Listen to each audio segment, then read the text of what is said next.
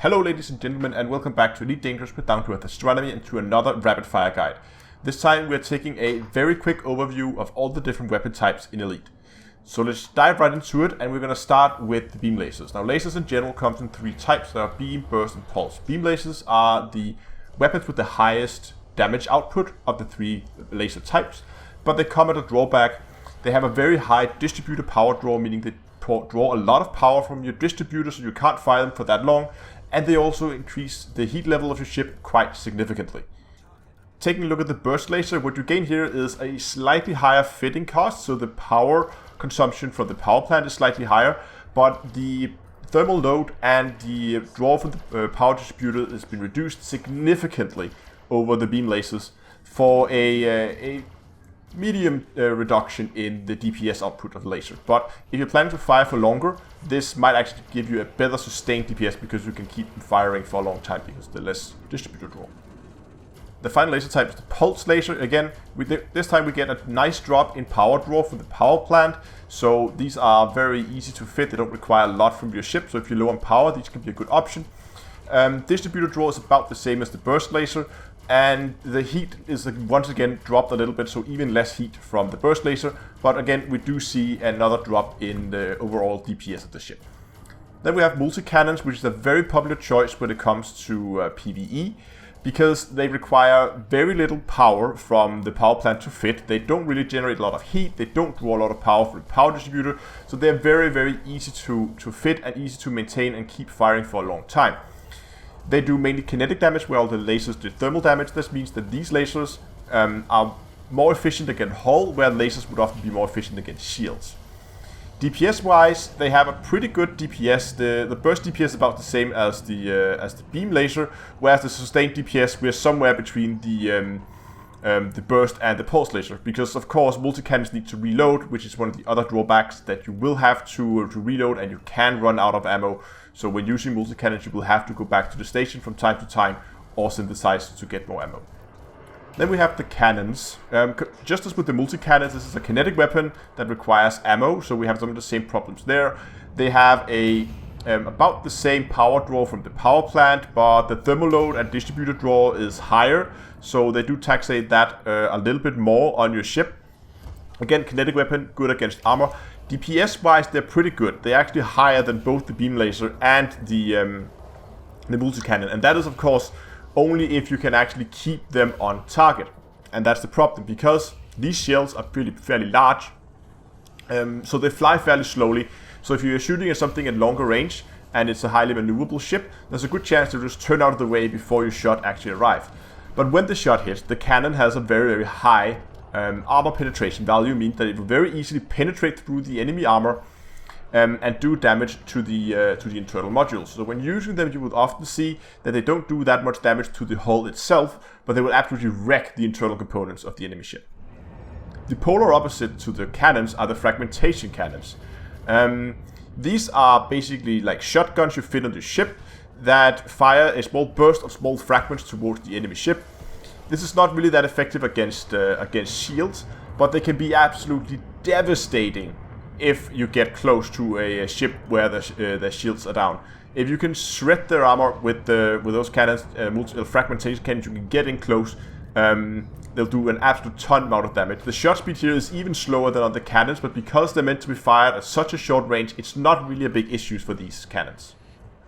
Then we have the plasma accelerators. These are a little bit different compared to the other ones. These only come in fixed variants. That means where many of the other weapons will come in both fixed gimbaled and turreted versions. So you can have both one that fires straight ahead, something that will slightly track stuff in front of you, and something that will track everything within the weapon's line of sight. Then plasma accelerators only comes in fixed versions, so you can only have them firing straight forward, making them more difficult to hit with. And to make it even more difficult, the shot speed on these is not great either.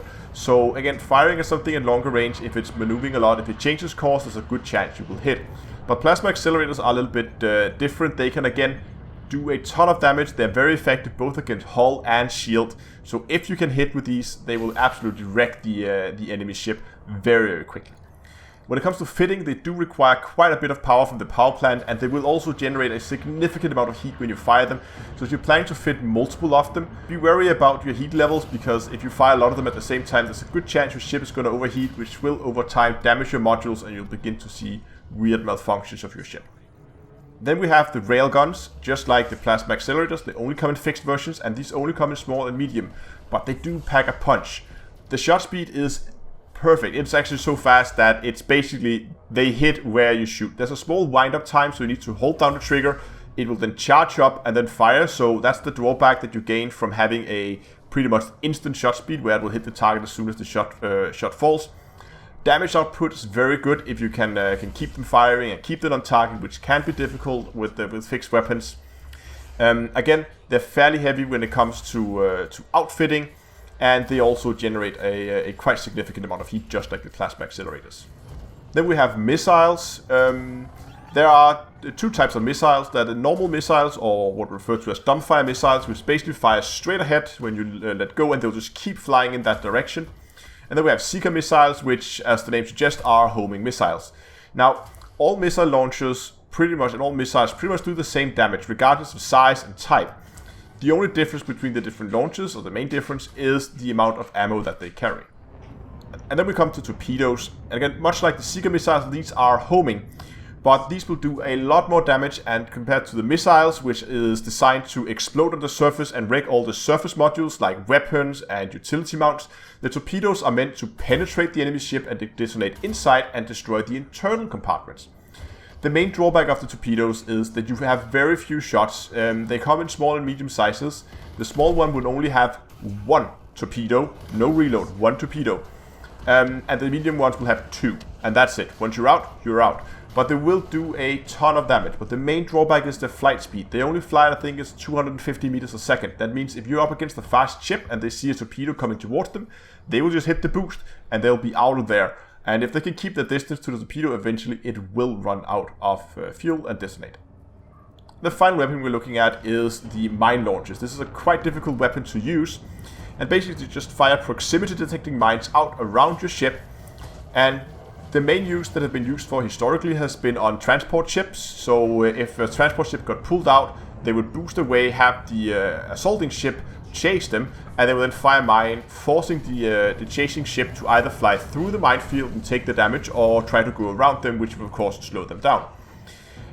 Do be careful if you use these, because of course they just do fire out from the hard points. So if your hard points is forward facing, there's a good chance you'll just fire mines out in front of you and you'll fly straight into them. They'll detonate on your own ship, and you can actually damage yourself with them if you don't get out of the way if people are very close. So a very difficult weapon to use, but nevertheless I included it here in the list.